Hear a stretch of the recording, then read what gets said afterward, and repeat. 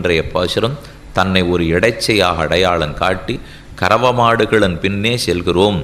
எங்களுக்கு ஞானமும் கிடையாது, கர்மயோகமும் கிடையாது, பக்தி யோகமும் கிடையாது, எங்கள் கைகளில் ஒன்றுமில்லை, நீதான் நமக்கு மோட்சத்தை கைங்கரியத்தை கொடுக்க வேணும் என்று ஆண்டாள் பிரார்த்திக்கிற ரொம்ப அற்புதமான பாசுரம். 28வது பாசுரம் நாள்பாட்டு கிரமத்திலே 28வது பாசுரம் துவய மகாமந்திரத்தினுடைய அர்த்தங்களையெல்லாம் உள்ளடக்கி கொண்டிருக்கிற பாசுரம்.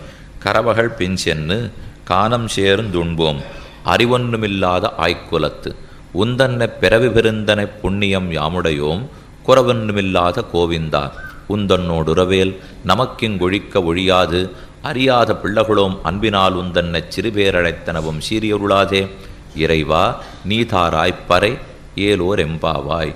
இறைவா கண்ணனே நீ தாராய்ப்பறை. பறை பறைங்கிற கைங்கரியமாகிற பெரிய புருஷார்த்தத்தை தேவரீர் அடியோங்களுக்கு கொடுத்தருள வேண்டும்.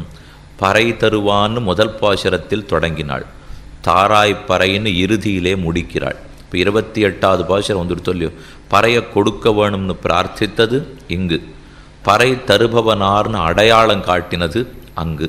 நாராயணனே நமக்கே பறை தருவான்னு முதல் பாசுரத்தில் அடையாளம் காட்டுட்டும் அவனிடத்திலே பிரார்த்திப்பது இப்பாசுரத்தின் கருத்து.